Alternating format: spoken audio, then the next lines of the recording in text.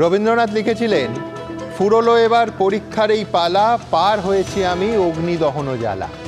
বিহারে এসআইআর এর অগ্নি পরীক্ষার পর এবার পালা পশ্চিমবঙ্গে। শুরু হয়ে গেছে তোড়জোড়। আর বিহারে খসড়া তালিকা থেকে আজ দেখা যাচ্ছে বাদ গেল ৬৫ লক্ষ নাম, জানি তোলপাড় রাজনীতি। আর সেই নিয়ে অবশ্যই প্রথম প্রশ্ন। বিহারে খসড়া ভোটার তালিকা থেকে বাদ গেল প্রায় ৬৫ লক্ষ নাম। এদিকে পশ্চিমবঙ্গে এসআইআর শুরুর আগেই তুঙ্গে রাজনৈতিক চাপানুতোর। এই সংঘাতের আবহে রাজ্যে সুষ্ঠুভাবে এসআইআর শেষ হবে তো? দ্বিতীয় প্রশ্ন।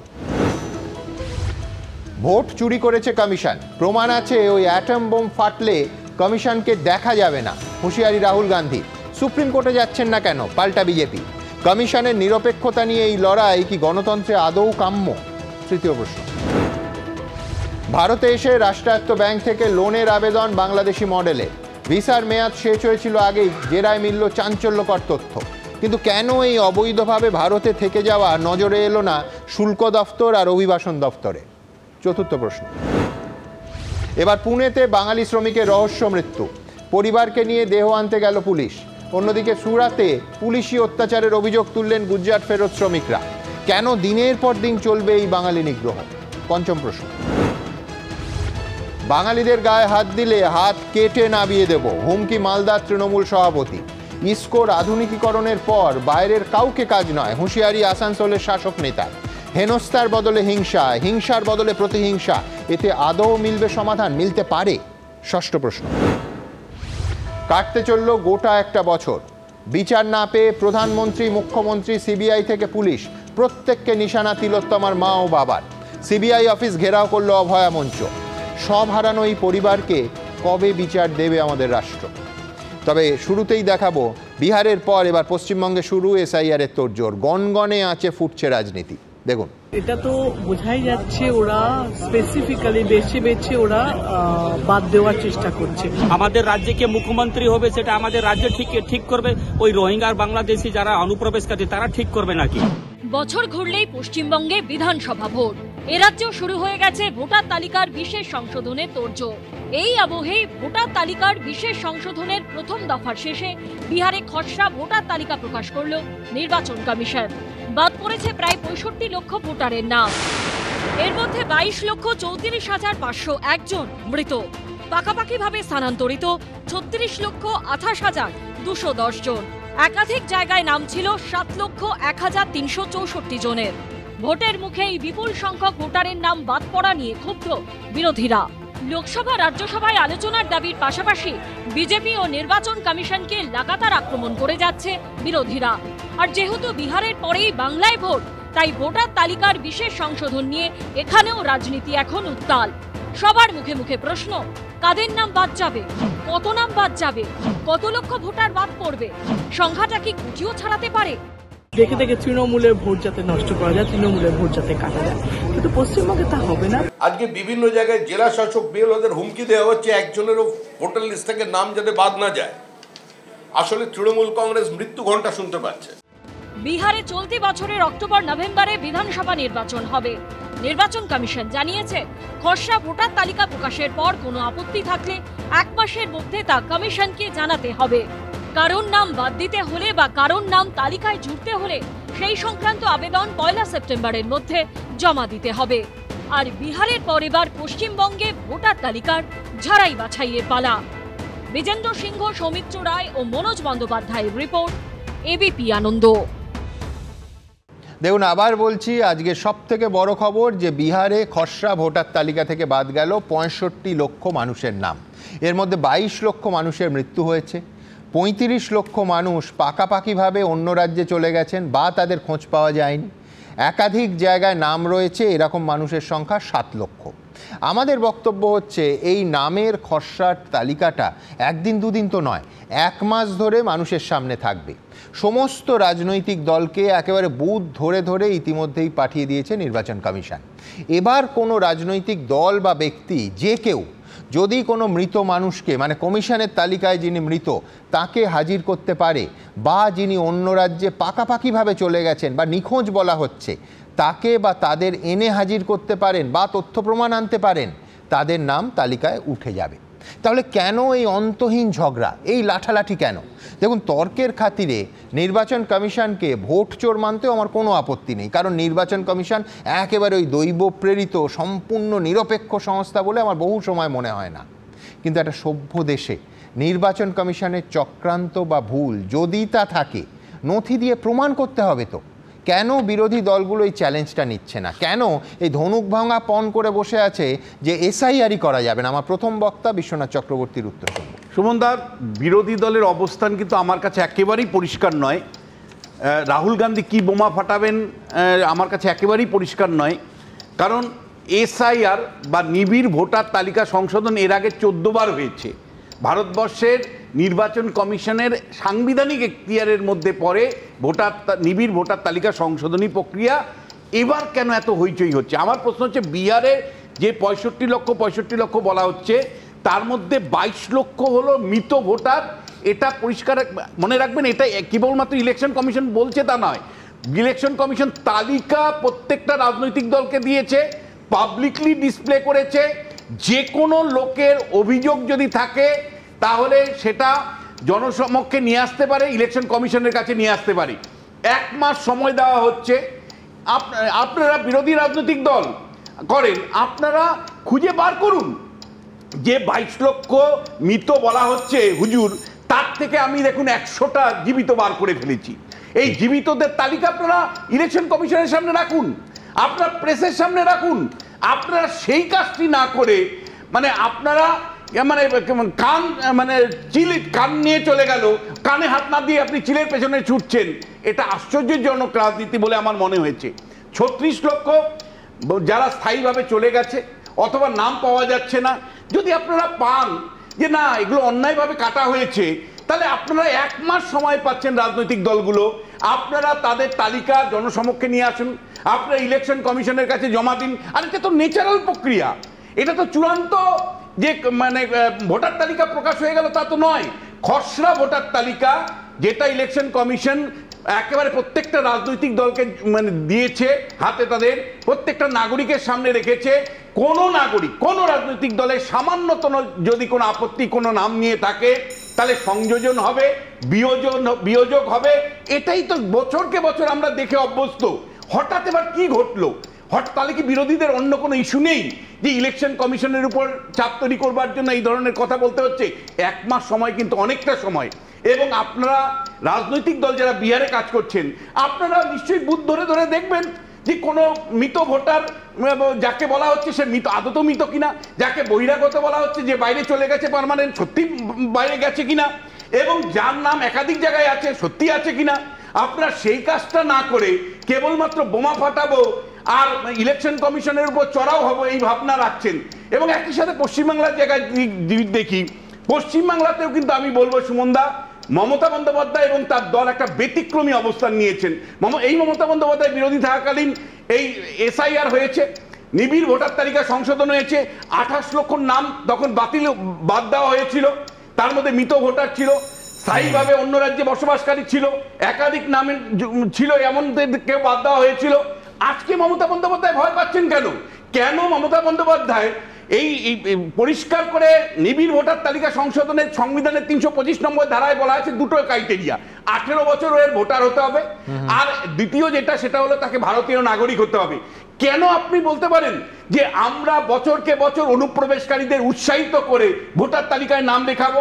কেন আপনি বলতে পারেন যে আমাদের ভোটার তালিকায় অনুপ্রবেশকারীরা থাকবে? কেন আমাদের ভোটার তালিকায় বহিরাগতরা বা বিদেশিরা থেকে সরকারকে নির্বাচিত করবে? আর আমার প্রশ্ন যেটা, সেটা মমতা বন্দ্যোপাধ্যায় সে শাসন ক্ষমতায় রাজ্যে আছেন, তিনি কেন ইলেকশন কমিশনকে সহযোগিতা করবেন না?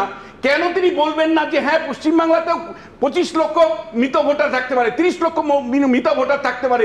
কেন আমরা সেই মৃত ভোটারকে রাখবো? এবং কেন আমরা স্থায়ীভাবে চলে গেছে বা একাধিক জায়গায় নাম আছে তাদেরকে আমরা ভোটার তালিকায় রাখবো? কারণ রাখবো এই কারণে যে আমাকে দীর্ঘ শাসন করতে হবে, আমাকে দিনের পর দিন শাসন করতে হবে এই মৃত ভোটারদের নিয়ে। চক্রবর্তী, আমার একদম আমার পরবর্তী বক্তা একেবারে শাসক দলের দেবাংশু ভট্টাচার্য, দেবাংশুর কাছে যাব। বিশ্বনাথ চক্রবর্তী একটা শব্দবন্ধ ব্যবহার করলেন, খুব ইন্টারেস্টিং, আশ্চর্যজনক রাজনীতি। আমি বলছি আজকে গোটা দিনে ভারতবর্ষের জাতীয় রাজনীতিটা আপনি যদি দেখেন তাহলে সেটা শুধু আশ্চর্যজনক নয়, সেটা চ্যালেঞ্জের রাজনীতিও। তার কারণ রাহুল গান্ধী একেবারে অ্যাগ্রেসিভলি আর স্পষ্ট বললেন যে অ্যাটম বোমা, সেই অ্যাটম বোমা যখন ফাটবে নির্বাচন কমিশনকে দেখা যাবে না। ভারতে এমন ওপেন অ্যান্ড শার্ট প্রমাণ আমাদের কাছে আছে যে নির্বাচন কমিশন ভোট চুরিতে যুক্ত রয়েছে। আমাদের বক্তব্য রাহুল গান্ধী এবং যে কোনো বিরোধী দলের সবার আগে উচিত যে সমস্ত অ্যাটম বোমা বলে বাজার গরম না করে সমস্ত তথ্য প্রমাণ মানুষের সামনে নিয়ে আসা। আমি আবার বলছি, প্রয়োজন হলে গোটা দেশের সংবাদ মাধ্যমের সামনে প্রেস কনফারেন্স করা যে জাতীয় নির্বাচন কমিশন নিঃসন্দেহে যা আমাদের ভারতীয় গণতন্ত্রের একটা স্তম্ভ, সেই স্তম্ভ যদি এই অভিযোগ অনুযায়ী সত্যি সত্যি ভোট চুরির সঙ্গে যুক্ত থাকে তাহলে অবশ্যই 140 কোটি দেশের মানুষের তো জানার দরকার। এই পর্দা কোনো সাসপেন্স বা কোনো ধীরে ধীরে আসছে কোনো ওটিটি ট্রেলার তো নয়। এই মুহূর্তে সাধারণ মানুষের তরফ থেকে দাবি থাকবে এই তথ্য সামনে নিয়ে আসা হোক।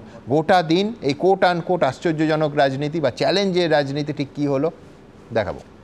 जो हमें मिला है वो एटम बम है, फटेगा तो आप इलेक्शन कमीशन आपको दिखेगा नहीं हिंदुस्तान। वो जब जीतते हैं तो सब कुछ चंगा है और जब हार जाते हैं तो वो इलेक्शन कमीशन के सर पे वो लोग फोड़ देते हैं।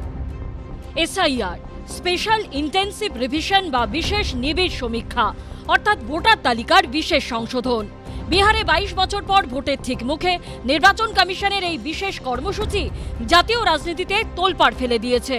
নির্বাচন কমিশন দাবি করছে রুটিন পদক্ষেপ। তাদের পাশে দাঁড়িয়ে বিজেপি বলছে ভেজাল মুক্ত ভোটার তালিকার স্বার্থেই এই পদক্ষেপ। আর বিরোধীদের দাবি বিজেপিকে জেতাতে এটা নির্বাচন কমিশনের মরিয়া চেষ্টা।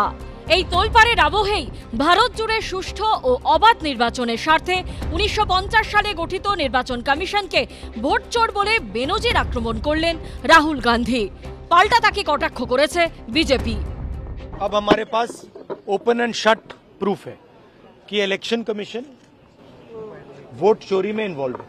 100% प्रूफ के साथ बोल रहा हूं। जैसे ही हमने ये रिलीज किया पूरे देश को पता लग जाएगा कि इलेक्शन कमीशन वोटर चोरी करा रहा है। किसके लिए करा रहा है, किसके लिए करा रहा है?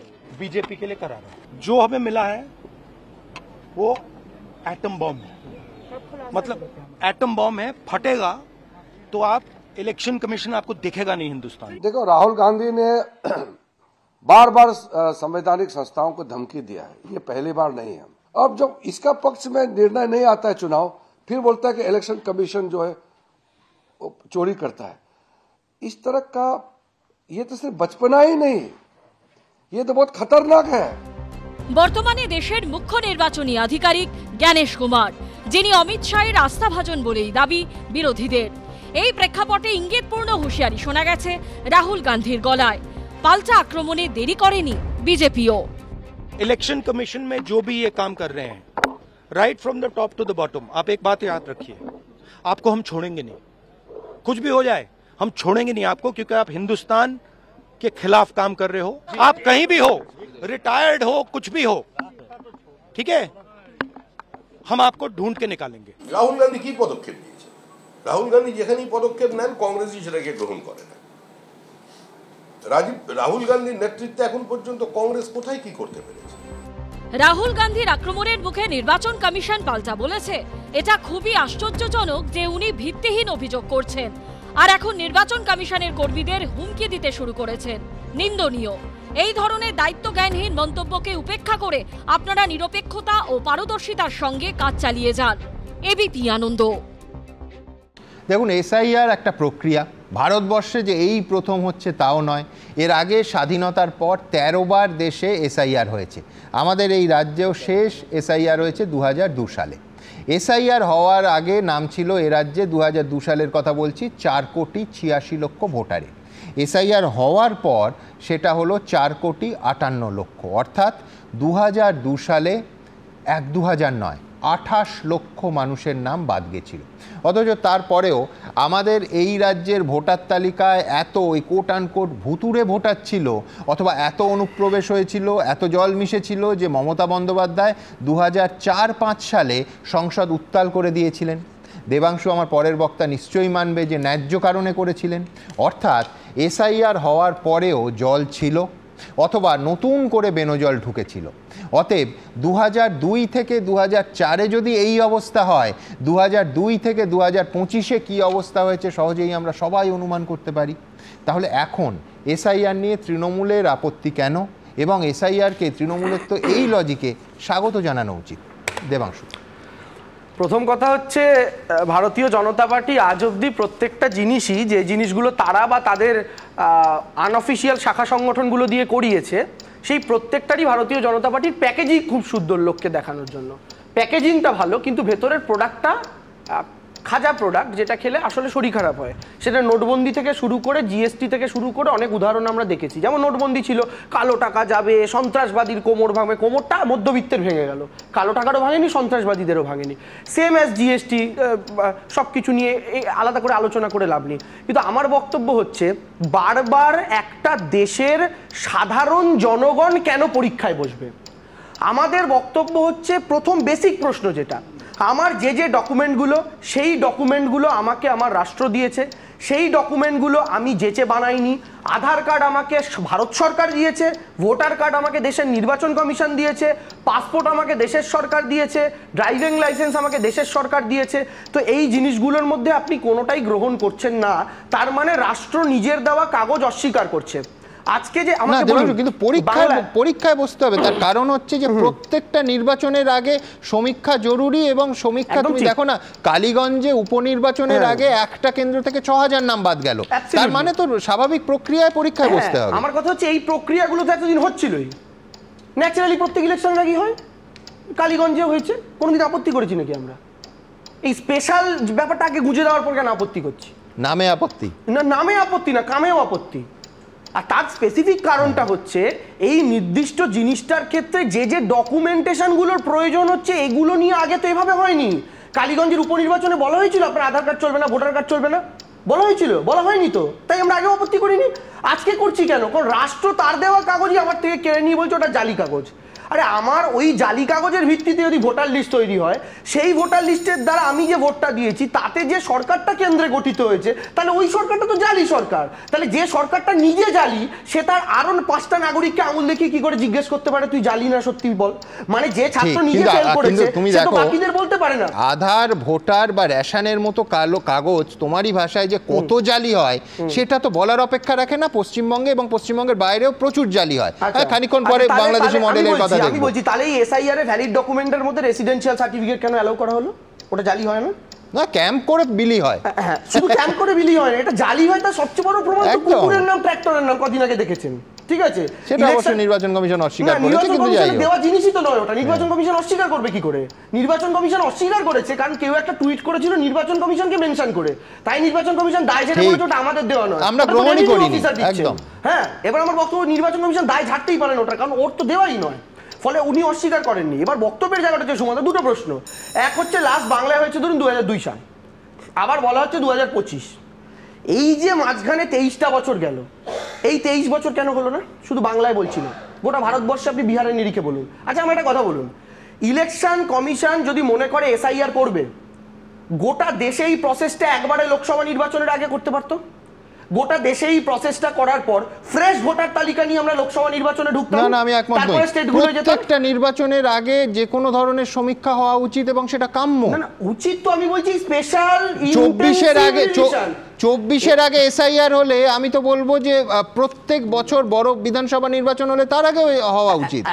এবার আমার সমীক্ষা ছাড়া হয় নাকি? সুমন না, এখন বিষয় বলেনি, 2 মিনিট এখন আপনার সময় মতো বলবো না, তার কমই শেষ করবো। আমি বলছি যে দুটো কথা। এক হচ্ছে যে আপনি যদি দেখেন লোকসভা নির্বাচনের পরে যে 3টে বিধানসভা নির্বাচন হয়েছে, একটা মহারাষ্ট্র, একটা ঝাড়খণ্ড, এবং তারই সঙ্গে আরেকটা স্টেটের হয়েছে, মনে করতে পারছি না এখন। এই যে মহারাষ্ট্র, এতে দেখা গেল যে 5 বছরে 31 লাখ ভোটার বাড়লো, 5 মাসে 40 লাখ ভোটার বাড়লো। আপনি যদি স্পেশাল ইন্টেন্সিভ রিভিশনটা দেখেন, এটা কিন্তু মূলত বাদ দেওয়ার উপরে ভিত্তি করে, মূলত বাদ দেওয়া, মানে আমি আপনি এটা আলোচনা করছি যে 7.5 কোটির মধ্যে কত বাদ গেল, অ্যাডিশনের গল্প হচ্ছে না। তাহলে এই যে বাদ গেলর গল্প, মহারাষ্ট্র বিধানসভা নির্বাচনের আগে বাদের বদলে 40 লাখ অ্যাডিশন হলো, হয়ে ওখানে সরকার গঠন হলো। আমি কেন করছি প্রশ্নটা সুমনদা, লোকসভার আগে এই স্পেশাল গুজে যেটা আপনারা করছেন, মানে বিজেপি করছে, সরি ইলেকশন কমিশন করছে, তারা যদি এটা আগে করতো লোকসভার আগে, আমি যেটা আপনাদের যুক্তিতক্কেও বললাম, মানেটা এরকম নয় তো যে বিজেপি 400 পার নিয়ে কনফিডেন্ট ছিল, আজকে 400 পার তাদের হয়নি, তারা ধাক্কা খেয়েছে, আজকে 1 বছর ধরে সার্ভে করিয়ে তারা সেই জাতির নাম আমাকে যায় দেবাংশু যেটা বললো অর্ধেকটা বললো না, একদম ঠিক। এই এন্টার রিভিশনের পেছনে দেবাংশুদের দল তৃণমূল কংগ্রেসের বিরাট হাত আছে, এখন ওরা সেটা স্বীকার করছে না। যেই মুহূর্তে হরিয়ানা এবং মহারাষ্ট্রে একতরফা বিজেপি জিতল, তৃণমূল কংগ্রেসের সাংসদ সাগরিকা ঘোষ, যাকে মমতা বন্দ্যোপাধ্যায় অত্যন্ত উচ্ছ্বসিত প্রশংসা করে বলছিলেন যে সাগরিকা দারুণ কাজ করেছে, ও প্রথম তুলেছে সারা দেশের এক ব্যক্তির নাম একাধিক জায়গায় আছে। পশ্চিমবাংলায় দেখুন, তখন মমতা বন্দ্যোপাধ্যায় নেমে গেল যে প্রত্যেকে এইবার আপনারা কিন্তু ভোটার তালিকা খুঁজুন, তৃণমূল কংগ্রেসের পুরো দল নেমে গেল এবং মমতা বন্দ্যোপাধ্যায় দাবি তুললেন যে ভোটার তালিকা সংশোধন করতে হবে, এক ব্যক্তির নাম মহারাষ্ট্র থেকে আসছে কেন, গুজরাট থেকে আসছে কেন, হরিয়ানার থেকে আসছে কেন, রিভিশনের যদি মানে জন্য কোন একটি দল দাবি করে থাকে, প্রথম দাবিটা করেছিল মমতা বন্দ্যোপাধ্যায়, তৃণমূল কংগ্রেস আজকে রিভিশনের জন্য একমাত্র যদি কেউ দায়ী হয় তোমরা দায়ী। বিষয়টা বুঝে বিষয়টা এটা ঠান্ডা মাথায় বললে হবে, উত্তেজিত হবে না। আমি একটা লাইন জাস্ট বলে দিই, আমি বলছি প্রথম দিন সুমনদা এই শোটায় এটা নিয়ে যখন আলোচনা করে, আপনার আগে আমি এই পয়েন্টটা বলেছিলাম যে ভুয়ো ভোটার সরাতে, ডুপ্লিকেট ভোটার তোলাতে আমরাই আজ থেকে 2 মাস আগে নেতাজি ইন্ডোরে মিটিং করেছি, কিন্তু আপনি এক আইডি নম্বরের টাকা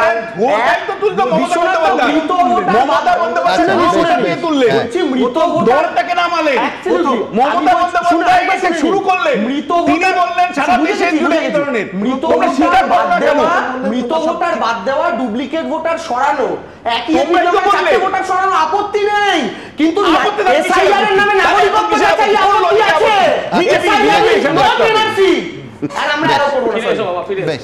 বেশ দেখুন, আমি একটা জায়গায় দেবাংশুর সঙ্গে এত তর্ক বিতর্ক সত্ত্বেও একমত, সেটা হচ্ছে যে আধার কার্ড নাগরিকতার পরিচয়পত্র বলে প্রথমে ভোটার কার্ড তারপর আধার কার্ড করেছেন মানুষ, আমি যে রেশন কার্ডটা ধরছি না, আজকে যদি বলেন যে আধার কার্ডের ডেটা লিক হয়ে গেছে কিংবা আধার কার্ড নাগরিকত্বের প্রমাণ নয়, তাহলে এই যে হাজার হাজার কোটি টাকা, আবার বলছি আমার আপনার করের টাকায় আধার তৈরি হলো, সেই আধার ঘন্টার পর ঘন্টা 140 কোটি দেশবাসী লাইনে দাঁড়িয়ে তৈরি করালেন এবং তার কপি নিলেন, তা ল্যামিনেট করালেন, কিন্তু আমি বলছি যে তাহলে তার ভ্যালিডিটি কেন থাকলো না? তার মানে কোথাও একটা জাল ইন্ডাস্ট্রি তৈরি হয়েছে যেটাকে রোখার ক্ষমতা না কেন্দ্রের ছিল না রাজ্যের ছিল, অথচ এই আমরা তো জানি কত সহজে এটা জাল হচ্ছে এবং প্রত্যেকটা ক্রাইম সিনের পেছনে একটু খতিয়ে দেখলে দেখা যাচ্ছে যে একটা ইন্ডাস্ট্রি গড়ে উঠেছে। সেইটা কেন আমাদের সরকার বাহাদুররা দায়িত্ব নিয়ে এই জিনিসটা করলেন, যে জিনিসটা নাগরিকত্বের প্রমাণপত্র হিসেবে রাষ্ট্র নিজেই, নির্বাচন কমিশন নিজেই আর স্বীকৃতি দিতে রাজি নয়। কিন্তু আমি সরাসরি আবার অ্যাটম বোমের কথা এলো, বোম টোমের কথা হলে বারবার আলোচনা করা ভালো যদি তাতে ডিফিউজ করা যায়। রাহুল গান্ধী আজকে নির্বাচন কমিশনকে একেবারে সরাসরি চ্যালেঞ্জ করলেন। গত 6 মাস ধরে কংগ্রেস নাকি তদন্ত করে যা পেয়েছে সেটা নিশ্চিদ্র প্রমাণ, সেই প্রমাণ নাকি অ্যাটম বোম। তার থেকেও বড় কথা, আমার পরবর্তী বক্তা সজল ঘোষের কাছে যাব, রাহুল বলছেন কোট অ্যান্ড কোট জাতীয় নির্বাচন কমিশন দেশের সঙ্গে বিশ্বাসঘাতকতা করেছে, দেশের বিরুদ্ধে কাজ করেছে। দেখুন, এর আগেও যুক্তিতক্ক অনুষ্ঠানেও বলেছি যে স্বাধীনতার পর নির্বাচন কমিশনকে বিরোধীরা নানা সময় নানাভাবে আক্রমণ করেছে, কিন্তু এইভাবে এই ভাষায় আক্রমণ নজিরবিহীন। রাহুল গান্ধী বলছেন আধিকারিকরা যদি অবসরও নিয়ে নেন তাহলেও তারা ছাড়বেন না, তার কারণ জাতীয় নির্বাচন কমিশন ভোট চুরির সঙ্গে যুক্ত। আমি বলছি আক্রমণেরও অ্যাটম বোম হয়, জানেন তো? আমার মনে হচ্ছে সজল এটা আক্রমণের অ্যাটম বোম। দেখুন, আমি প্রথমেই অনুরোধ করব যে রাহুল গান্ধীকে যদি আপনার কাছে অ্যাটম বোমা থাকে ফাটিয়ে দিন, না ফাটালে এসব বলবেন না মোদিজি আবার কোথা থেকে 2-4টে ব্রাহ্মস ফাটিয়ে দেবে, পাকিস্তানের মতন দশা হবে। হ্যাঁ, সেই অ্যাটম বোম নিজেরাই লেজে গোবরে হয়ে যাবে। আসলে রাহুল গান্ধীর অ্যাটম বোমে কোনো বারুদ নেই, শুধু গ্যাস আছে যেখান থেকে দুর্গন্ধ ছাড়া আর কিছুই ছড়াবে না। এর আগে উনি বলেছিলেন বোমে বারুদ অবশ্য থাকেও না, সে আমি জানি না, আমার জানা নেই। হ্যাঁ, আমি ওই বিশেষজ্ঞটা নয়, ওটা দেবাংশুরা বলতে পারবে। তো ঘটনা হচ্ছে বোম বিশেষজ্ঞ। হ্যাঁ, তো আমার বক্তব্য হচ্ছে দেখুন এগুলো হারার যুক্তি। আগে থেকে আমি কিছু কথা বলে রাখলাম, কারণ নির্বাচনে আমি হারবো, অর্ধেক জায়গায় প্রার্থী হবে না, সেগুলো আমি জানি, তাই এগুলো বলছি। আমার বক্তব্য হচ্ছে যে এই লোকটাই তো আওয়াজ তুলেছিলেন না চৌকিদার চোর হ্যাঁ, মামলা করেছিলেন না আদালতে, সে মামলার আজকে রেজাল্ট কি হলো? এমনি এমনি এই লোকটাকে পাপ্পু বলে ডাকা হয় না, এর পেছনে যথেষ্ট মানে কারণ আছে। এই যে নিজেকে প্রাসঙ্গিক করার জন্য আজকে এটা করেছেন।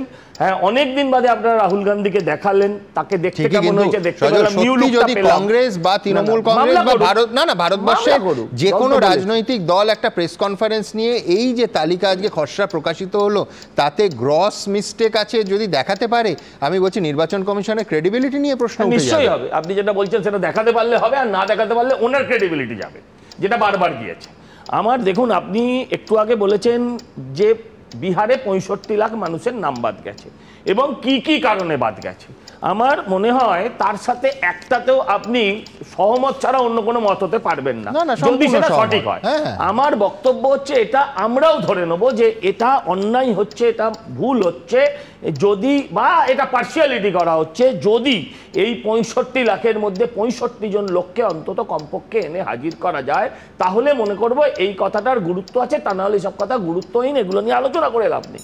এবার মুশকিল হচ্ছে এখানে তো মহারাষ্ট্রে যেমন বলছে যে ওখানে ভোটের লিস্টে নতুন নাম উঠেছে, এখানে তো নাম ওঠার জায়গা নেই, এখানে নাম বাদ যাওয়ার বিষয় নিয়ে চিন্তিত। মমতা ব্যানার্জি বারবার বলছেন একটিও নাম বাদ দিতে দেবো না, একটিও নাম বাদ দিতে দেবো না। আসলে এই যে মৃত ভোটার, লেফট ভোটার, এই মৃত ভোটাররাই হচ্ছেন তৃণমূল কংগ্রেসের মৃত সঞ্জীবনী সুধা। মানে এই নির্বাচনের বৈতরণী পার হতে গেলে দ্বিজেন মুখোপাধ্যায়দের ভোট না হলে এরা কোনোদিনই জিততে পারবে না। আর এই যে একটা লাইন আমার, এই যে ফেব্রুয়ারি মাসে ইন্ডোর স্টেডিয়ামে আমরা এখানে বসে দেখেছি এই দু হাতে দুটো এপিক কার্ডের নাম্বার, এটা হরিয়ানার, এটা ওই জলপাইগুড়ি, এটা কোচবিহারের, যিনি বলেছিলেন তিনি যদি আজকে এই এসআইআর না চান তাহলে এক কথায় যেটা বলতে হয় সেটা হচ্ছে, শুনতে খারাপ লাগলো, একে বলে ফেলা থুতু চাটা। মানে যিনি নিজে দাবি করেছিলেন আজকে নিজেই 6 মাস হয়নি, তিনি নিজেই উল্টো পথে হেঁটে বলছেন আমি করেঙ্গে। এর উত্তর দেবাংশু দেবে সজল, কিন্তু না কিন্তু কথা হচ্ছে যে ভোটার, আধার এবং রেশন কার্ড, এই তিনটের ভিত্তিতে আমি ওই তালিকার 11টা নথি দেখছিলাম, অধিকাংশ নথি এই তিনটের যে কোনো একটার ভিত্তিতে আমি অ্যাকোয়ার করতে পারি। এবার তুমি বলছো আমি মূল এই তিনটেই বাঁচবো না, আমি বলছি এটা প্রহসন নয়, তুমি নয় নির্বাচন কমিশন। আমি আপনাকে বলছি ওই তিনটে কাগজ ছাড়া যে তিনটে কাগজের কথা বলা হয়েছে, প্রেসিডেন্সিয়াল সার্টিফিকেট 3 দিন আগে দেখেছি তৃণমূল বিধায়ক ক্যাম্প করে বিলি করেছে। দাদা আমি বলছি ওই তিনটে, তার ভিত্তিতে সেটা নেবে, আধার নেবে না। আমি বলছি ঠিক, আপনি যেটা বলছেন আপনি ঠিক, কিন্তু আপনি বলুন এর ভিত্তিতেই 65 লাখের নাম বাদ গিয়েছে, বাকি লোকেদের নাম আছে বিহারে। তো এখানে বিহারের কিন্তু কোনো মানুষ, একটা মানুষকেও দাঁড় করাতে পারছেন না যারা বলবেন যে আমি যোগ্য ভোটার ছিলাম, এই 10টা কাগজ আমার কাছে ছিল না বলে আমার ভোটে নাম ওঠেনি, এটা কিন্তু আপনি দেখাতে পারছেন না এখন অবধি। আপনি যাই বলুন না কেন, এইগুলো এই কার্ডেও লেখা আছে এটা আপনার ভারতীয় নাগরিকত্বের পরিচয়পত্র নয়, এটা কিন্তু পরিষ্কার লেখা আছে। পাশাপাশি দিনের পর দিন সুপ্রিম কোর্ট, আমি নির্দেশ বলবো না, কিন্তু সুপ্রিম কোর্ট একেবারে স্পষ্ট ভাষায় কেন্দ্র সরকারকে বলেছে বিবেচনা করে দেখতে যে এই তিনটে পরিচয়পত্রের একটাকে অন্তত মান্যতা দেয়া যায় কিনা। আপনি এটাও কিন্তু ওই জলের গ্লাসের অর্ধেকটা বললেন না কেন, কিন্তু কোথাও পাশাপাশি এটাও বলেছে যে গড়পড়তা যদি দেখা যায় যে নাম বাদ গেছে গণহারে, তাহলে সুপ্রিম কোর্ট ইন্টারভেন করবে। আপনি করুক, কিন্তু গণহারে তো যায়নি। 2002 সালে যখন 13তম রিভিশন হচ্ছিল, যখন 4 লাখ ভোটার ছিল, যখন দেখা যেত প্রতি 5 বছর অন্তর রিভিশন হয়, তো 4 কোটি ভোটার ছিল, যখন 4 কোটি কত 86 লাখ ভোটার আপনার কথা অনুযায়ী, তখন 28 লাখ লোকের বাদ গেছে। তো এখন যদি পশ্চিমবঙ্গে 56 লাখ ভোটের নাম বাদ যায়, এগুলোর কোনো কারণে যায়নি। 11-12% লোক কাগজ জমা দিতে পারেনি বিহারে, আর সবাই কিন্তু কাগজ জমা করে দিয়েছে। আমি এবার বলি, ও একটা ভালো কথা বলেছে যে কেন্দ্রীয় সরকারের সব হচ্ছে প্যাকেজিং খুব সুন্দর আর ভেতরে সব খাজা। মানে ও কিন্তু দিদির খাজাকে কটাক্ষ করলো কিনা আমার জানা নেই। আমি বলছি রাষ্ট্রের খারাপ এই যে ভোটার কার্ড আধার কার্ড দেখিয়ে কেন্দ্রীয় সরকারে বিজেপির যারা জিতেছে তারা সবাই জালি। মাথায় রাখতে হবে এই ভোটে দেবাংশুরাও যেখানে যেখানে জিতেছে এই কাগজ দিয়ে, তাহলে তারাও জালি। যাবো, কিন্তু আমি আবার বলবো সুপ্রিম কোর্টের একেবারে স্পষ্ট বক্তব্য আমরা শুনেছি, সেটা হচ্ছে যে যদি আধার, ভোটার এবং রেশন কার্ড জাল হয় তাহলে সমস্ত নথি, এই 11টা নথিও জাল হতে পারে। তো সেক্ষেত্রে কেন্দ্র সরকারের বক্তব্য অত্যন্ত অস্পষ্ট, আই রিপিট, অত্যন্ত অস্পষ্ট। আচ্ছা, আমি 2-3টে পয়েন্ট বলি। প্রথম কথা হচ্ছে, আগে দুটো পয়েন্ট বলি। প্রথম কথা, মৃত ভোটার হচ্ছে তৃণমূলের সঞ্জীবনী সুধা যেটা বললো। আমার বক্তব্য হচ্ছে বুথে বুথে তো বিজেপির এজেন্টরা আছে, সব পার্টির এজেন্টরা থাকে। দাদা আমি একটু বলে নিও পয়েন্টগুলো। আমি বলছি যে মৃত ভোটারগুলো আছে সেগুলো বিজেপির এজেন্টদের কাজ ধরিয়ে দেওয়া ইলেকশনের আগে। তোমাদের এজেন্টদের কাজ এটাকে জোর করে ভোট দেওয়া। 2 নম্বর কথা হচ্ছে, আমি বলছি দ্বিজেন বাবুকে কাট ধরার কথা ছিল। এক সেকেন্ড, না না, আমার দ্বিজেন মুখোপাধ্যায় তার মৃত্যুর পর ভোট দিতে যে ফিরে এলেন আর রসিকতা মার্জনা করবেন যে তার কার্ডে ভোটটা পড়ে গেল, তার জন্য দায় কি বিরোধী এজেন্টের? আমি ধরে নিচ্ছি বিরোধী এজেন্ট কেউ ছিল না ওখানে। শুধু বিরোধী এজেন্ট কেন, বিরোধী এজেন্ট, শাসক এজেন্ট যারা ছিল সবারই দায়। আমি বলবো নির্বাচন কমিশনেরও দায়। আমি বলছি 2 নম্বর কথা সুমন দা, সেটা হচ্ছে যে যদি বিজেপি, যেটা ইলেকশন কমিশনকে তারা ডিফেন্ড করছে খুব স্বাভাবিকভাবে, যদি স্বচ্ছই কথা বলুন সুমন দা, এই এসআইআর প্রসেস আপনারা বলছেন না যে আগে 13 বার হয়েছে, বিশ্বনাথ বলছিলেন। আচ্ছা, আগের 13 বার এবারের মধ্যে একটা বড় তফাৎ আছে। কি বড় তফাৎ? সেই বড় তফাৎটা হচ্ছে এর আগে যে 13 বার হয়েছে তখন ইলেকশন কমিশনার চুজ করতো সরকারের একজন প্রতিনিধি, বিরোধী দলের একজন প্রতিনিধি, সুপ্রিম কোর্টের। আজকের দিনে সরকার যখন সুপ্রিম কোর্টের একজনকে সরিয়ে দিয়ে সরকারি প্রতিনিধি 2 জন বাড়িয়ে দেয়, কেন করে তারা? 2 নম্বর বক্তব্য হচ্ছে রাহুল গান্ধী। আমি বলছি রাহুল গান্ধী যদি ডিফেন্ড করে আমার কাজ হবে। আর আমি এখনো এতজন বক্তা বলেন, 10 সেকেন্ড নেব। কদিন আগে দিল্লির একটা কেস দেখলাম, মমতা ব্যানার্জি টুইট করেছিলেন, তারপর দিল্লি পুলিশের টুইট হলো, তারপর মমতা ব্যানার্জি তাদেরকে নিয়ে এসে ওখান থেকে এখানে দিল্লি পুলিশ মিথ্যা কথা বলে। মিথ্যা কথা বলছে, এবার কুকুরটাও মিথ্যে বলে দিয়েছে ইলেকশন কমিশন। আমার প্রশ্ন হচ্ছে কুকুরটাকে নিয়ে ইলেকশন কমিশনের ইলেকশন কমিশন আমি বলছি কুকুরটাকে নিয়ে এসে আবার প্রেস কনফারেন্স কমিশনের টুইটটা পড়ো কি লিখেছে। এইটা নিয়ে তুমি আগের দিন যুক্তিতর্কে কত চিৎকার করলে। Genuine certificate. তোমরা একটা তথ্য ঠিক করে দিয়ে, জাস্ট দেবাংশু যেটা বললো, ইলেকশন কমিশন কিন্তু সিঙ্গেল ইলেকশন কমিশনের দ্বারা পরিচালিত হয়েছে 88 সাল পর্যন্ত। মানে মনে রাখবেন, সেটা কিন্তু সরাসরি মানে প্রধানমন্ত্রীর দপ্তর থেকেই নিয়োগ হতো, মানে তার নিয়োগ হতো। আর তারপরে কিন্তু যে মানে 3 সদস্য বিশিষ্ট ইলেকশন কমিশন, সেখানেও কিন্তু মানে মানে অ্যাপয়েন্টমেন্ট কমিটি প্রধানমন্ত্রীর নেতৃত্বে তারাই অ্যাপয়েন্টমেন্ট করতেন। এই সম্প্রতি কিছুদিন আগে সুপ্রিম কোর্ট একটা করতে গিয়ে কিন্তু জিনিসটা হলো তো 2:1, এটা সাম্প্রতিককালে হয়েছে। হলো তো, সেটা অত্যন্ত অগণতান্ত্রিক। সুপ্রিম কোর্ট বলেছিল যে ভাই, চিফ জাস্টিস অফ ইন্ডিয়া, বিরোধী দলের নেতা এবং প্রধানমন্ত্রীকে নিয়ে যে কলিজিয়াম হবে তার মাধ্যমে নির্বাচিত চলছিল।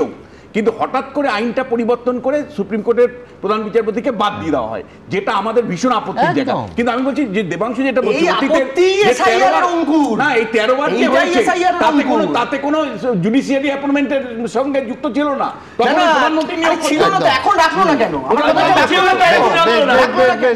একটা অগণতান্ত্রিক উদাহরণ, আরেকটা অগণতান্ত্রিক উদাহরণকে অ্যাপ্রুভ করতে পারেন। আমার পরের বক্তার কাছে যাওয়ার আগে দ্রুত পরের প্রতিবেদন, সেটা হচ্ছে বিএলওদের সঙ্গে যারা বুথ লেভেল এজেন্ট অর্থাৎ বিএলএ, তাদের নিয়ে শাসক বিরোধী যে টারাপোড়েনের প্রথম অধ্যায়টা গতকাল বিস্তারিত দেখিয়েছি এবং আলোচনা করেছি।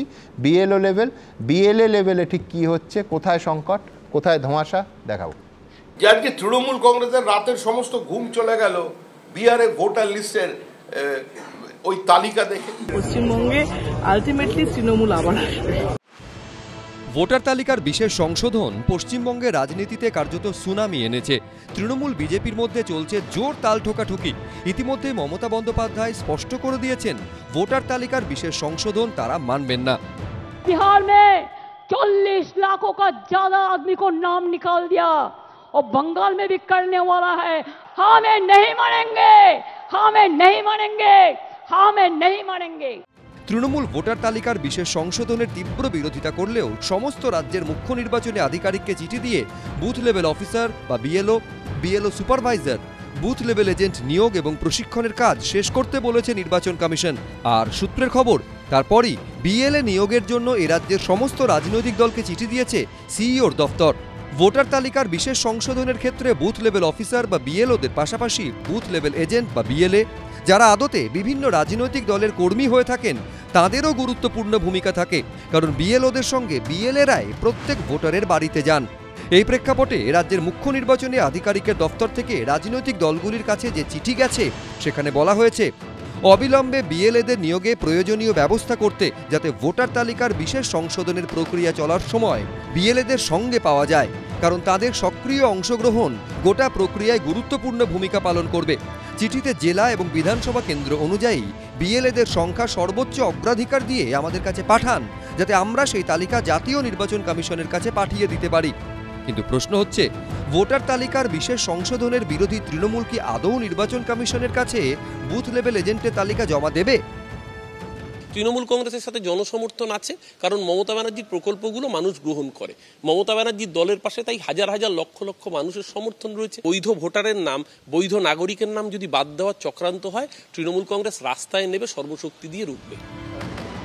অন্যদিকে এই প্রশ্ন উঠছে, রাজ্যের সব জায়গায় বুথ লেভেল এজেন্ট দেওয়ার মতন সংগঠনের জোর কি বিজেপি বা সিপিএম এর আছে? বিজেপির বুথ এজেন্ট সর্বক্ষেত্রে আছে, অতএব তৃণমূল যদি ভেবে থাকে ওদেরই আছে, তা নয়। ভারতীয় জনতা পার্টির তৃণমূলের চেয়েও বেশি মাত্রায় আছে। নিয়োগ করে যেটা জেনুইন সেটার পক্ষে দাঁড়ানো উচিত। মৃত মানুষের নাম বাদ যাক, ডাবল এন্ট্রি বাদ যাক, ভূত বাদ যাক, জেনুইন লোকের নাম আসুক। ভোটার লিস্ট যেন ভোটারদের জন্য হয়, মানুষের জন্য হয়, তাকে দাগিয়ে দেবার জন্য না। শেষ অবধি পশ্চিমবঙ্গে কবে থেকে ভোটার তালিকার বিশেষ সংশোধন শুরু হয়, আর সেক্ষেত্রে তৃণমূল কি করে, সেদিকেই নজর রাজনৈতিক মহলের। রুমা পাল, মনোজ বন্দ্যোপাধ্যায়, উজ্জ্বল মুখোপাধ্যায়, এবিপি আনন্দ। দেখুন, আমি গতকালও বাম নেতাদের বক্তব্য খুব মন দিয়ে শুনেছি। এক যাত্রায় প্রশ্ন একটাই, পৃথক ফল হয় নাকি? বিহারে এসআইআর হচ্ছে খুব খারাপ, কিন্তু পশ্চিমবঙ্গে এসআইআর হওয়াটা জরুরি। বাম নেতারা বলছেন যে পশ্চিমবঙ্গে অন্তত 50 লক্ষ নাম বাদ পড়বে। আর সুজন চক্রবর্তী সকালে বলছিলেন যে এ রাজ্যের প্রত্যেক বুথে 50 থেকে 60টা ভুয়ো ভোটার পাওয়া যাবে। কিন্তু একটা সর্বভারতীয় পার্টি বিহারের এসআইআরের ক্ষেত্রে একটা অবস্থান, আর পশ্চিমবঙ্গের এসআইআরের ক্ষেত্রে আরেকটা অবস্থান। আমার পরবর্তী বক্তা সায়নদীপ বলেই আমার প্রশ্ন থাকবে, এটা কি দ্বিচারিতা নয়? আমাদের মধ্যে কোনো দ্বিচারিতা নেই সুমনদা। আমি তার আগে শুরুতে ওই সজলকে বলি যে মোদিজি ব্রহ্মোস ফাটানোর আগে যেন ট্রাম্পের ফোনটা না ধরেন, তাহলে আবার ব্রহ্মোস ফাটবে না। সারা জীবনই এই ভোটের আগে স্পেশাল সামারি রিভিশন হয়, এখন আবার ইন্টেন্সিভ রিভিশন। অতীতে হতো, বিশ্বনাথদা বলেছেন, এর আগে 13 বার হয়েছে, এটা 14 বার হচ্ছে। কিন্তু দুঃখের হলো, যে রাজ্যে বিজেপির হাল খারাপ হয় সেখানেই ভোটের কয়েক মাস আগে এই এসআইআর এর কাজটা শুরু হয়েছে। সে মহারাষ্ট্র হতে পারে, বিহার হতে পারে, এবং ওয়েস্ট বেঙ্গল। এখন এখানেই ডাল মে কুচ কালা হয় কিনা আমাদের ভয় লাগছে। এত সব এসআইআর এর বেশি প্রয়োজন হতো না, যদি টাইম মতন জনগণনাটা করা যেত, তাহলেই এসআইআর কাজটা অনেক সহজ হয়ে যেত। এই যে মৃত ভোটারের নামটা বাদ চলে যেত যদি জনগণনাটা ঠিক টাইমে হতো, সেসব না করে মানুষ খেকো বাঘ আর ভোটার খেকো নির্বাচন কমিশন, এটা গোটা দেশের মানুষের পক্ষেই কিন্তু বিপজ্জনক। আমি মনে করি নির্বাচন কমিশন একটা স্বয়ংশাসিত সংস্থা, গণতন্ত্রের জন্য অত্যন্ত গুরুত্বপূর্ণ। নিরপেক্ষ নির্বাচন কমিশনের ওপর মানুষের অনেক ভরসা, বিপুল শক্তিশালী। বাল সাহেব ঠাকরের মতন প্রভাবশালী নেতাকে 6 বার নির্বাচনে প্রতিদ্বন্দ্বিতা করতে দেয়নি এই নির্বাচন কমিশন। কিন্তু সেই নির্বাচন কমিশন যদি বিজেপির এজেন্ডের মতন কাজ করেন, তাহলে সেটা খুব অত্যন্ত দুর্ভাগ্যজনক। ভোটার তালিকায় মৃত ভোটারদের নাম বাদ দিতে হবে, ভুয়ো ভোটারদের নাম বাদ দিতে হবে, ফ্রেশ ভোটার লিস্ট যুক্ত হবে, জেনুইন ভোটারদের নাম যুক্ত করতে হবে। আমাদের পার্টির দাবি, দিস্তা কাগজ নির্বাচন কমিশনের কাছে আমরা জমা দিয়ে এসেছি, কোথায় তার কি হয়েছে? আর এই তৃণমূল কংগ্রেস এই ভুয়ো মৃত ভুতুরে অন্য জায়গায় পার্মানেন্টলি চলে গেছে, এই ভোটারদের ভোটে ছাপ্পা মেরে ভোটে যেতে, তারপর চুরি ধর্ষণ করার পর বলবে ভোটে জিতেছি 7 খুন মাপ। এই 7.5 লাখ ভোটে নির্বাচন কমিশনকে ঠুটো জগন্নাথ বানিয়ে 24-এর ভোটে অভিষেক ব্যানার্জি জিতেছেন। কোথায়? তৃণমূলকে এই সুযোগ দিতে নির্বাচন কমিশনের তো কোনো কুণ্ঠা হয়নি। কিন্তু এখন যদি নির্বাচন কমিশন মহারাষ্ট্রে বা এই এখন বিহারে বিজেপিকে সুবিধা দেওয়ার চেষ্টা হয় এবং তার জন্য শুধু নাগরিকদের নাম বাদ দেওয়ার এটাও তো সেই একই লজিক হচ্ছে যে বিহারে হলে সেটা হচ্ছে বিজেপিকে সুবিধা দেওয়ার প্রচেষ্টা, আর পশ্চিমবঙ্গে হলে সেটা খুব দরকার, তার কারণ জল মিশে আছে তালিকে। খুব কারেক্ট পয়েন্ট যেটা আপনি বলেছেন, আমি এইখানেই বলছি যে ভুয়ো ভোটার, মৃত ভোটার, তাদের তালিকা থেকে নাম বাদ দেওয়ার জন্য বাপ ঠাকুরদার কাগজ নিয়ে আসার প্রয়োজন কেন দরকার হয়? এই এখন যে বিহারে সেই বাপ ঠাকুরদার কাগজ দেখাতে হবে, আর কাগজ দেখাতে না পারলে একটাই কারণ হচ্ছে যে গণহারে আধার, আমি এক্ষুনি দেখাবো বাংলাদেশের মডেল, বাংলাদেশের নাগরিক দুটো আধার কার্ড, যেটা ইচ্ছে বেছে নাও। আমি বলছি গণহারে এই আধার, এই ভোটার কার্ড এবং রেশন কার্ড তো বাদই দাও, গণহারে জাল হয়েছে বলে। আমি বলছি এই অজুহাত ব্যবহার করেই আসামে 19 লক্ষ ভোটারকে ডি ভোটার বানানো হয়েছে এই বাপ ঠাকুরদার কাগজ দেখানোর নাম করে। তারা এখন অনেকে আতঙ্কে ভুগছে এবং তাদের একটা ভয়ঙ্কর সীমাহীন দুর্দশার মধ্যে হচ্ছে।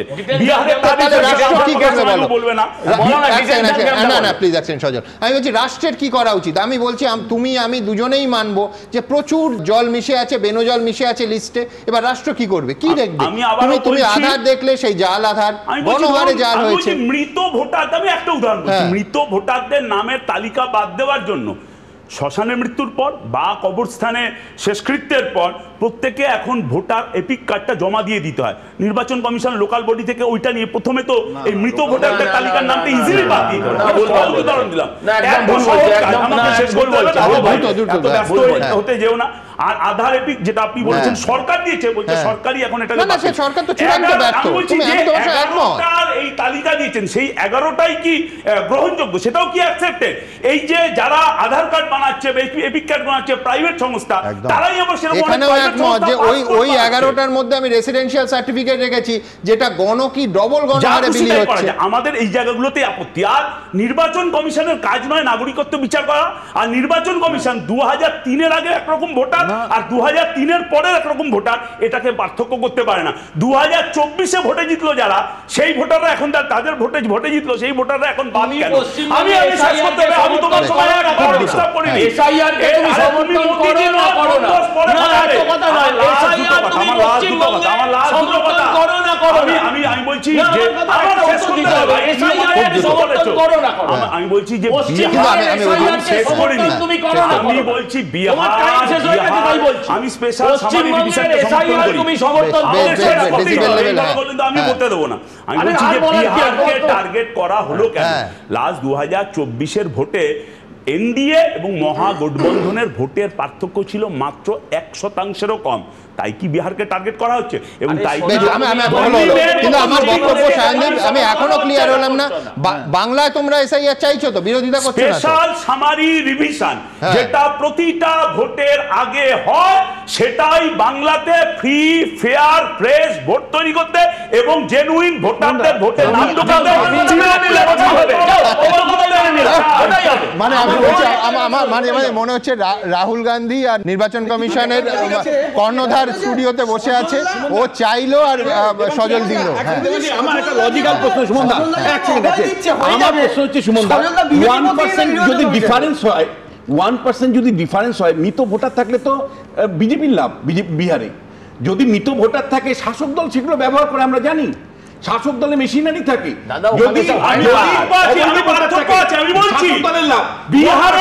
আপনি খুব ভালো যুক্তি দেন।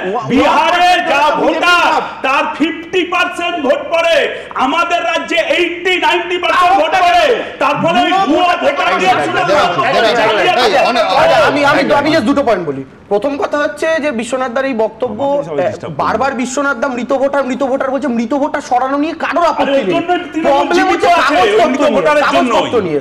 আর একটা বক্তব্য হচ্ছে, আমি দুটো লাইন জাস্ট বলি, এখানে বামেদের দাদা যিনি, তিনি বললেন যে প্রত্যেক নির্বাচন তৃণমূল ভুয়ো ভোটার দিয়ে যেতে, তারপরে বলে হয়ে যায়। আমি একটু বলবো এই ঘন্টাখানেক সঙ্গে সুমনেরই 2016 ভোটের রেজাল্টের দিনের একটু ক্লিপিংটা পুরনো বার করে দেখতে, বাম নেতারা এসে ভোটের নিয়ে কি বলেছিলেন। সূর্যকান্ত মিশ্র ভোট ভালো হয়েছে বলে ডবল সেঞ্চুরি কথা বলেছিলেন।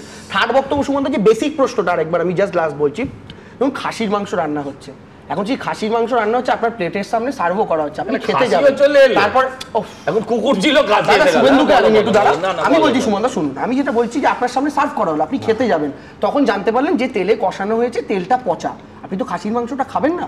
আলটিমেট বক্তব্য যে খাসির মাংসটার বেশ তো দেবাংশুকে দিয়ে দেন। আরে ভাই এলোমেলো দেবাংশু একাকে না গোটা দেশকে খাওয়াচ্ছে।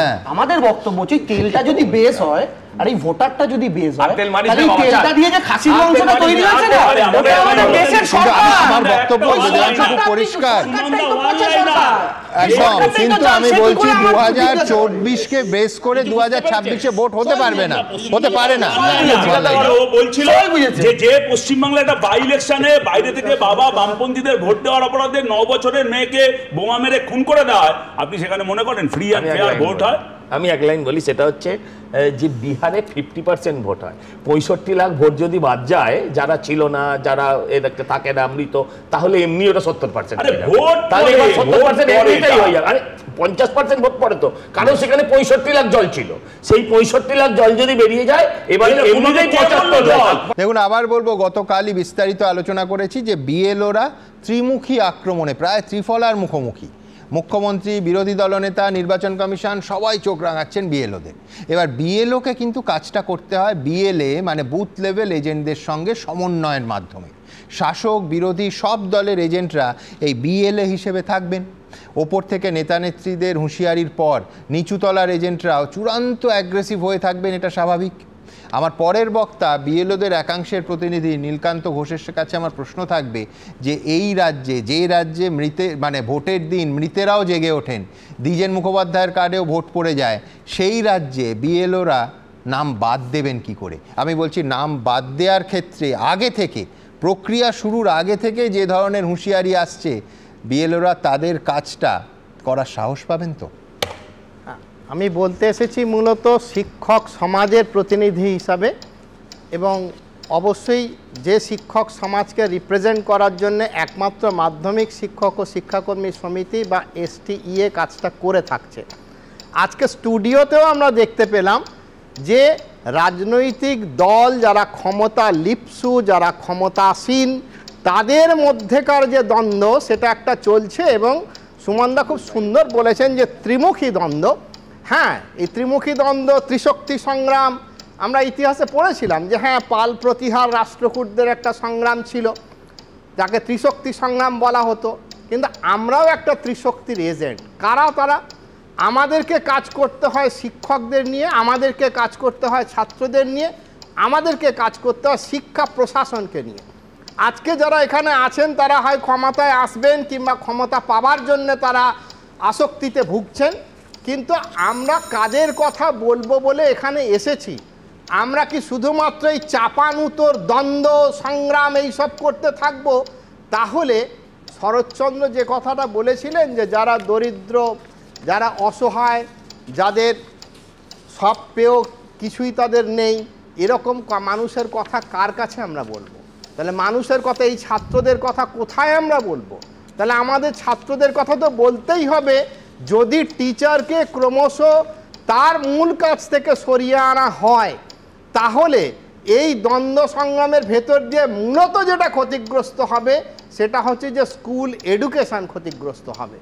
এখানে তো চাপানুতোর চলবে, শাসন ক্ষমতায় আসার জন্য চলবে। নির্বাচন কমিশন বলবে যে যারা বিএলও হবেন, যদি টিচারকে একান্তই হতে বাধ্য হতে হয়, তারা তো নির্বাচন কমিশনের নিয়ম মেনেই করবেন। তার জন্য তারা এই শাসক দলের এজেন্ট, বিরোধী দলের এজেন্ট, তারা ব্যাপকভাবে চাপ তৈরি করবেন। কিন্তু এই চাপের বাইরে থেকে যে কথাটা আমাদের বলতে হবে সেটা হচ্ছে যে এই স্কুলগুলোতে পড়াবে কারা? স্কুলগুলোতে টিচার নেই, এমন এমন জায়গায় স্কুলেতে আজকে যদি আমি একটা দুটো উদাহরণ দিই, শুধু যে পুরুলিয়ার বড়াম হাই স্কুলের হেডমাস্টার ললিত কিশোর মাহাতো, হেডমাস্টার একটা হায়ার সেকেন্ডারি স্কুলের, তাকে বিএলও করে দেওয়া হয়েছে। তার স্কুলটা রক্ষা করবে কে? কে দেখবে তার স্কুলের পরীক্ষা কিভাবে হবে? হায়ার সেকেন্ডারি পরীক্ষাটা কিভাবে হবে? এই যে সেপ্টেম্বরের 8 থেকে সেপ্টেম্বরের 22 পর্যন্ত পরীক্ষা, কে চালাবেন তার পরীক্ষা? এই বিষয়টাতে কেউ কথা বলছেন না। কেউ কথা বলছেন না যে একটা তেঁতুলবেড়িয়া হাই স্কুল খেজুরি 1 নম্বর ব্লকের একমাত্র ইংরেজি শিক্ষক, তিনি কাজটা করবেন, স্কুলের কাজটা করবেন বলে তিনি বিএলওর এই অ্যাপয়েন্টমেন্ট লেটার অ্যাকসেপ্ট করেননি, তাকে শোকজ দেওয়া হচ্ছে বারবার 3 বার। তার অপরাধটা কোথায়? তার অপরাধ এটাই যে তিনি ছাত্র স্বার্থের জন্য কথা বলবেন, তিনি ছাত্র স্বার্থের রক্ষা করতে যাবেন। আমরা কিসের জন্য অ্যাপয়েন্টেড, যে কাজের জন্য আমরা অ্যাপয়েন্টেড সেই কাজটাকে আমরা অবহেলা করে আমরা বাকি কাজটা করতে থাকবো। তাদের কাকে শাসন ক্ষমতায় আসতে হবে, কাকে শাসন ক্ষমতায় ফেলতে হবে, এই লড়াইয়ের জন্য এই শিক্ষক সংগঠন বা এই শিক্ষক প্রতিনিধিরা নেই।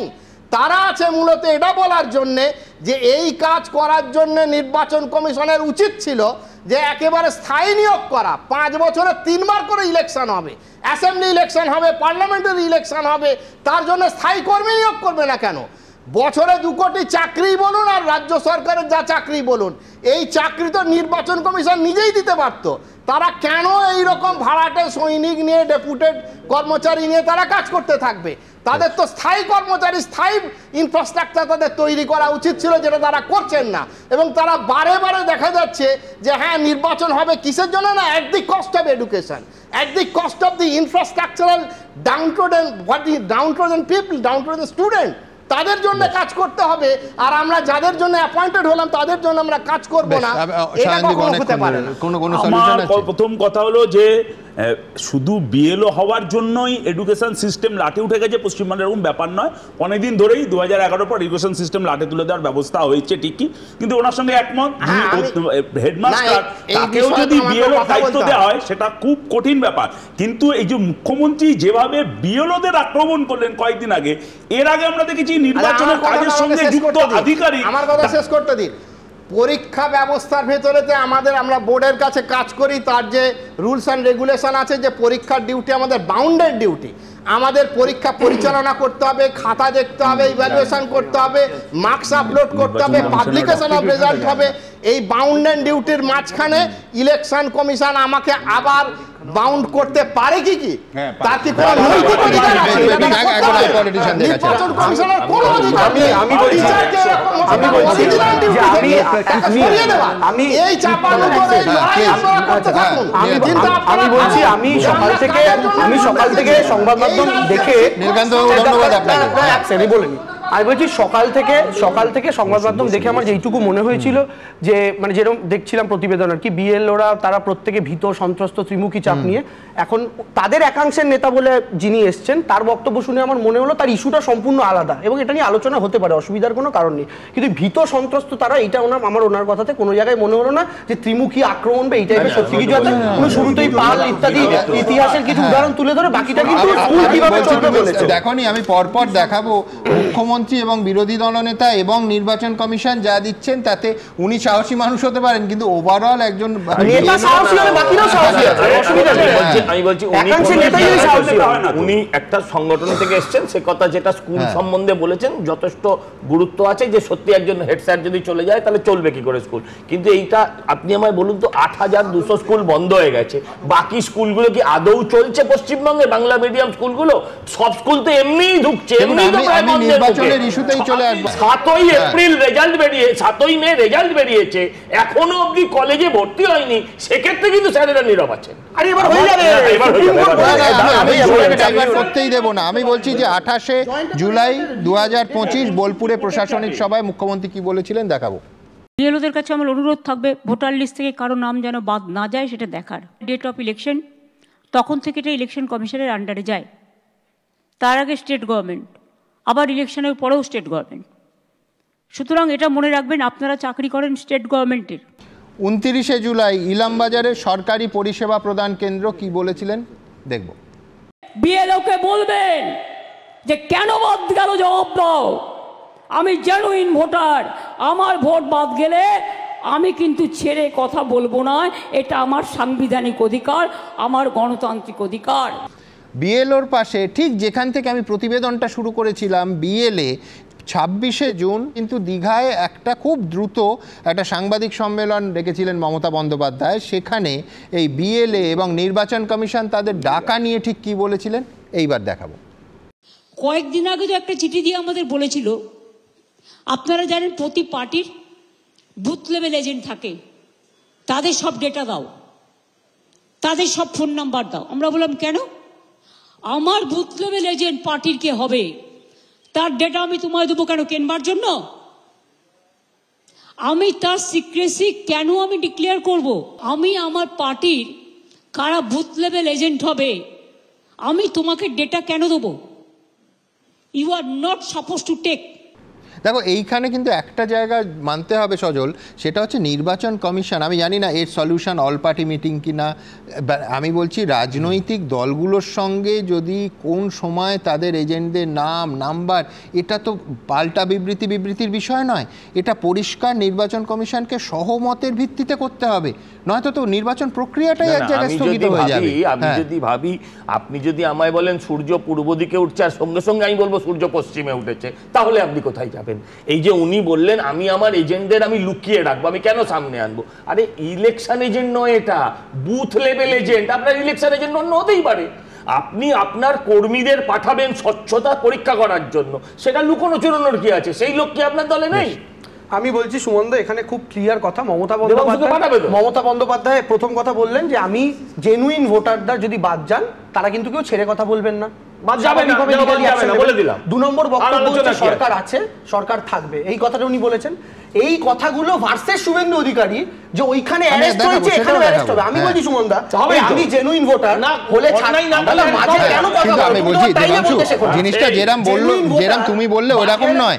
আমি কিন্তু ভোট বাদ গেলে ছেড়ে কথা বলবো না, আমার সাংবিধানিক অধিকার, আমি প্রকৃত ভোটার। এটা বিএলওদের চাপ সৃষ্টি করার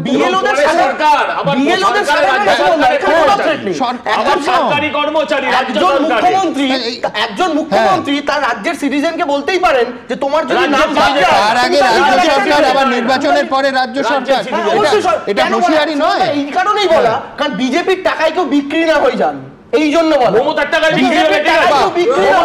সরকারি কর্মচারী ওনারই সরকারের অংশ তো হয় না সুমনদা, এই অভিযোগ আমরা আগে করিনি। কোনো জায়গায় আচ্ছা সরকারি কর্মচারীরা কোনো জায়গায় যদি সরকারি কর্মচারী কম্প্রোমাইজ না হয়, সরকারের যেটা প্রকাশ করা হয়নি সেই ডকুমেন্ট নোটিফিকেশন শুভেন্দুকে পোস্ট করে কি শুনেছি আছে তো কথা আমি বলছি। তারপরেও পোস্টাল ব্যালটে কিন্তু তৃণমূল বহু জায়গায় যেতে, তারপরেও ভরসা করতে পারছে না। এটা নতুন কিছু না, বারবার বললে মুশকিল তো। আমি বলছি শুধু বিএলওদের থ্রেট করার ব্যাপার না, এর আগেও যখন নির্বাচন কমিশনের উপরতলার আধিকারিক রাজ্য সরকারের কর্মচারী নির্বাচন কমিশন তাদের দায়িত্ব দিচ্ছে, তাদেরকেও মুখ্যমন্ত্রী থ্রেট করে রেখেছেন। এটা একটা পুরনো অনেক দিনের এটা নতুন একটা নতুন কিছু না, একটা পুরনো কালচার। আর আমার কথা হলো যে এই যে আমি বললেন না বিহারের সঙ্গে পশ্চিমবাংলার পার্থক্য কেন, এখানে দেখুন মুখ্যমন্ত্রী বলছেন একজন ভোটারের নাম বাদ দিতে দেবো না। আমাদের কথা হলো ভুয়ো ভোটারের নাম বাদ যাবে, জেনুইন ভোটারদের নাম তুলতে হবে। বিহার এবং পশ্চিমবাংলা দুটো রাজনৈতিক দল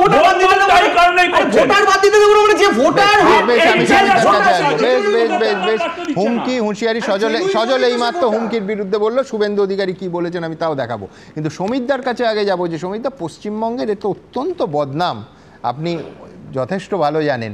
সেটা হচ্ছে যে এখানে প্রাক নির্বাচন, নির্বাচন এবং নির্বাচন পরবর্তী হিংসা হয়, একেবারে দফায় দফায় হিংসা হয়। কিন্তু ভোটার তালিকা সংশোধন নিয়ে হিংসার ঘটনা সৌভাগ্যক্রমে আমার অন্তত মনে পড়ছে না।